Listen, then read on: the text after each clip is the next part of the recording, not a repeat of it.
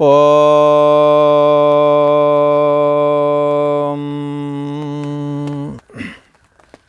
श्री योग वासिष्ठ के उत्पत्ति प्रकरण में श्री वशिष्ठ जी महाराज बोले, हे राम जी, यह जो कुछ उपजा है इसे तुम चित्त से उपजा हुआ ही समझना।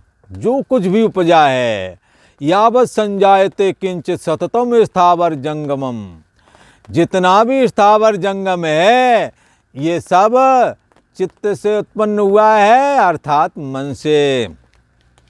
इसलिए विचार करके देखो प्यारे, जगत बना है मन से।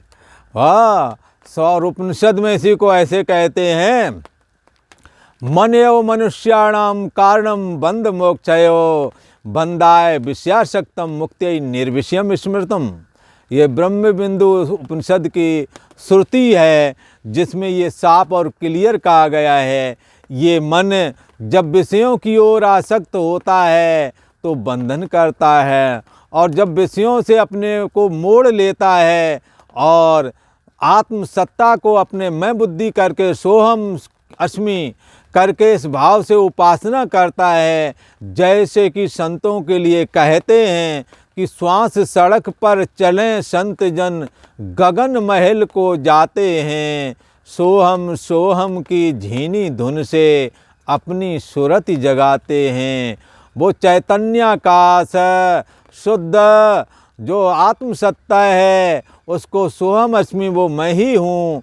पर कैसे शरीर मन और इंद्रियों को बाधित कर दिया, बुद्धि भी, यो बुद्धि पर तत्सा, जो बुद्धि से भी परे है, वो शुद्ध चैतन्य मैं ही हूँ, वो तुम्हारा निज स्वरूप है। ऐसा करके जब उपासना करके धारण करता है तो उसे तत्व ज्ञान प्राप्त हो जाता है, जिसके द्वारा वो ब्रह्मलीन हो जाता है। जितना जगत दिखता है ये सब चित्त से उत्पन्न हुआ है, ऐसा समझना। यह जैसे उपजा है तैसे उपजा है। छोड़ो इस बात का चक्कर राम जी, अब तो इसकी निवृत्ति कैसे होवे इसका उपाय करो।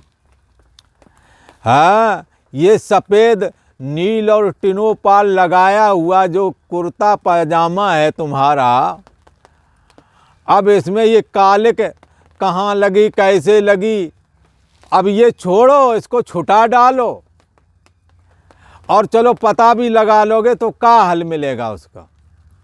इसलिए अब जो कालिक लगा है इसको छुटाने का प्रयास करो। अब वो कालिक लगी है, चाय जैसे लगी हो, तो ब्रह्म में चैतन्य आत्मा में देह और जगत दिखा है। कैसे दिखा है, चलो ठीक है, विचार करना।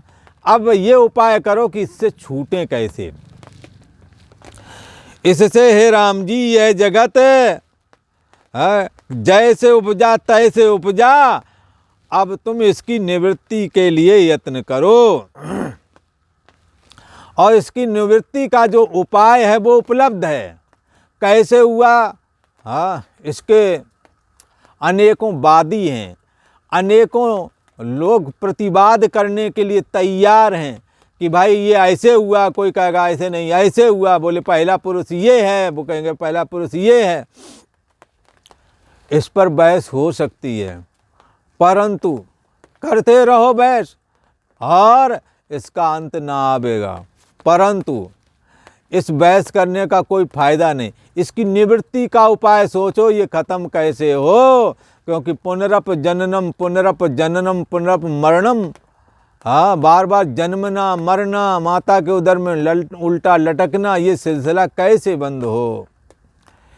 एक कोई खिसिया गए मरते मरते, अभी हम लोगों का ऐसा लगता अभी कल को पड़े हों, कल और धीरे धीरे करके ये समय कब इतना गुजर गया पता नहीं लगता है। आंखें मीची भोर भया, ऐसा लगता थोड़ा ही समय अभी गुजरा है और सब सफ़ेदी आ गई, बाल डाल सब सफ़ेद हो गए, बुढ़ापे की ओर चले गए। भला पता नहीं लगता है।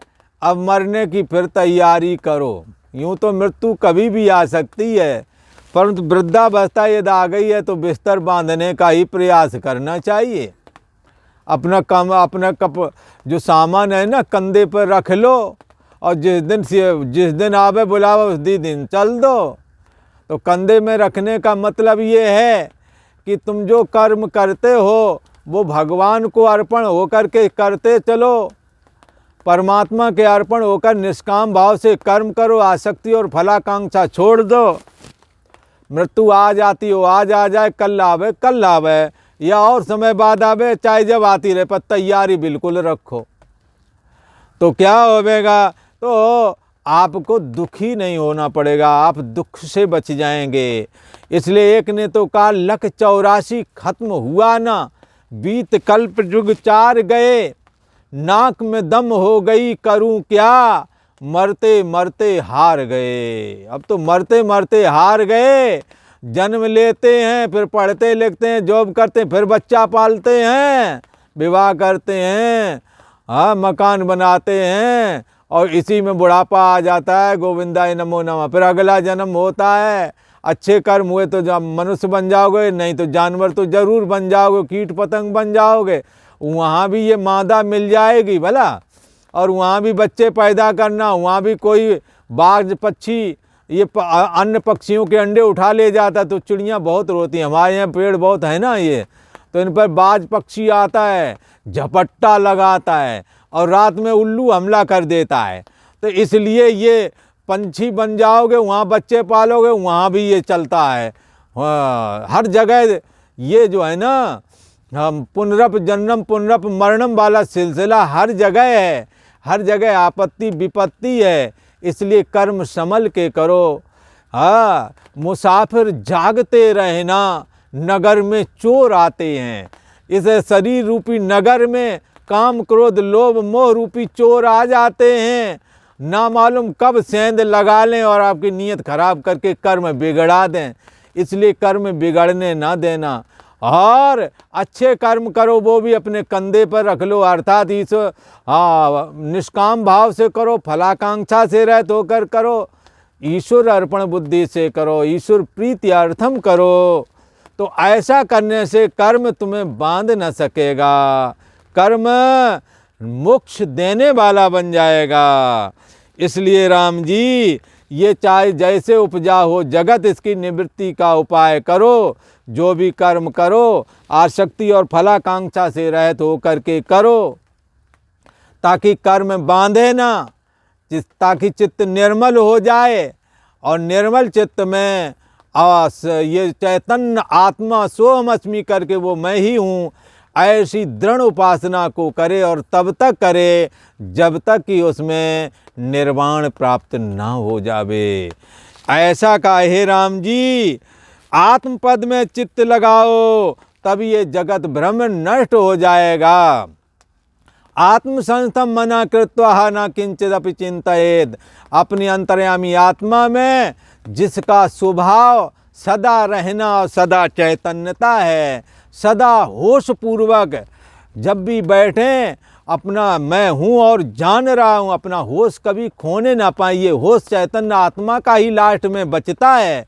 जीव चेतना वाला होश उस ब्रह्म चेतना के सामने होता भी है और मिट भी जाता है। अभी है, सुसुप्ति में मिट जाएगा, परंतु वो होश, वो चैतन्यता, उसका सदा रहनापना कभी बाधित नहीं होता है। दृष्टा की दृष्टि का, आत्मसत्ता की दृष्टि का कभी विपरलोप नहीं होता है। ऐसा कहा हे राम जी। इस चित्त पर एक आख्यान है, बड़ा सुंदर है, और उसके सुनने से जगत भ्रम निवृत्त हो जाता है। हे राम जी, एक बार मैं महाजंगल में गया, जो महाटवी करके प्रसिद्ध है, और वहाँ जो कैसा था ये जंगल, महाशून्य था। कभी आप जंगल में जाएं और जंगल में जाकर के देखें, एकाकी जहाँ कोई ना हो तो देखेंगे वही शून्य सा रहता है वहाँ। इसलिए एकाकी जंगल में वशिष्ठ जी महाराज गए। कैसा था वो जंगल, महाशून्य था, और उसके किसी कोने में ये आकाश स्थित था। आकाश किसी को हर जगह पेड़ होवेंगे, जहाँ खाली जगह होवेंगे कहोगे ये आकाश, इतना खाली जगह का नाम आकाश होता है। तो कहते किसी कोने में ये आकाश स्थित था, उस उजाड़ में मैंने एक पुरुष देखा। उजाड़ जो बंद था, जहाँ थोड़ी जगह थी, जो थोड़ा आकाश था, आकाश का मतलब शून्यता, शून्यता का मतलब खाली जगह, कहीं थोड़ी जंगल पेड़ पाड़ नहीं होवेंगे, वहाँ खाली जगह होवेगी, उसी को शून्यता कहते हैं। क्या देखा, एक उजाड़ जगह पर मैंने एक पुरुष देखा जिसके 1000 हाथ और 1000 नेत्र थे। क्या करता था ये? चंचल और व्याकुल था। 1000 नेत्र और 1000 हाथ थे उसके, और बड़ा चंचल था और बड़ा व्याकुल हो रहा था। उसका बड़ा आकार था भाई, और हजारों भुजाओं से अपने शरीर को ही मार रहा था, ऐसा पगला गया था। आप ही कष्टमान होकर के अनेक योजनों तक भागता ही चला जा रहा था, भागता ही चला जा रहा था। हाँ। और दौड़ता दौड़ता थक जाए, तब उसके अंग चूर्ण हो जाएं, टूट जावें। हाँ, भागते भागते जब टूट जाते थे, तो एक कृष्ण रात्रि की नाएं, हाँ अंधेरी रात्रि को कृष्ण पक्ष की रात्रि देखो, अमावस्या वाली, कई बार तो फिर हाँ कुछ दिखता ही नहीं है। तो कहते हैं कृष्ण रात्रि की भयानक रात, जैसे भयानक रात्रि अंधेरी होती ना, ऐसे ही अंधेरे कूप में जाकर को वो गिर पड़ा, जिसकी 1000 आंखें 1000 भुजाएं थी। जब कुछ काल बीते तब वहाँ से भी निकला, और निकला तो कंजा का, एक कंजा एक बेल होती है, जैसे अनेकों प्रकार की बेलें होती ना, ऐसे एक कंजा की बेल होती है। इस कंजा की बेल में नस नस में कांटे इतने इतने बड़े होते हैं, इसको कंजा कहते हैं। तो कंजा है, कंजा के पत्ता है, चिरैता के पत्ता है, काली मिर्च के पत्ता है ना। ये नहीं, काली मिर्च के पत्ता नहीं, काली मिर्च को बटलेबे, चिरैता का और कंजा। जब बुखार नहीं उतरता, इन सबको उबाल करके इनका काढ़ा पीते हैं बोला। तो ये अंग्रेजी की दवाई से एक बार चिकनगुनिया हो गया, बुखार नहीं उतर रहा था, तो फिर दवाई बहुत कराई, हॉस्पिटल में नहीं उतर, तो फिर यही चिरैता और कंजा और ये सब चीज़ें, काली मिर्च वगैरह, जब ये सब लगा मिला करके कुछ दिन खाया पिया तो ख़त्म हो गया। तो क्या है, तो वो कंजा जो है कांटेदार होता है, उसे कांटेदार कंजे उसको कहते हैं कंजवन, उसी को यहाँ कहते हैं।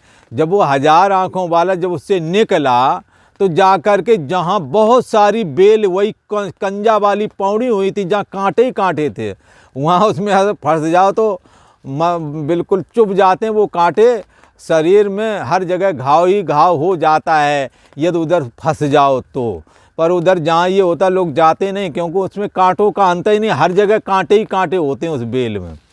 तो इसलिए वो दौड़ता हुआ वो पुरुष जो 1000 आँखों वाला 1000 हाथों वाला जो था ना, पहले तो अंधे कूप में गिर गया, और जब निकला तो कहाँ जाकर फंस गया, जाकर कंज वन में जा गिरा, कुंजा वाले वन में जिसमें कांटे ही कांटे होते हैं। और जब वहाँ कंटक चुभे तो वो कष्ट पावे, उसी में गिर पड़ा जा करके, वो उसमें नस नस में कांटे हर जगह होते हैं। जैसे पतंग दीपक को सुखरूप जान करके प्रवेश करने गया, परंतु वहाँ सुखरूप तो नहीं था, जल करके नष्ट हो जाता है पतंगा जैसे, ऐसे ही कंज वन को सुखरूप जान करके उसमें कूदा था, पर हजारों कांटे उसे लग गए।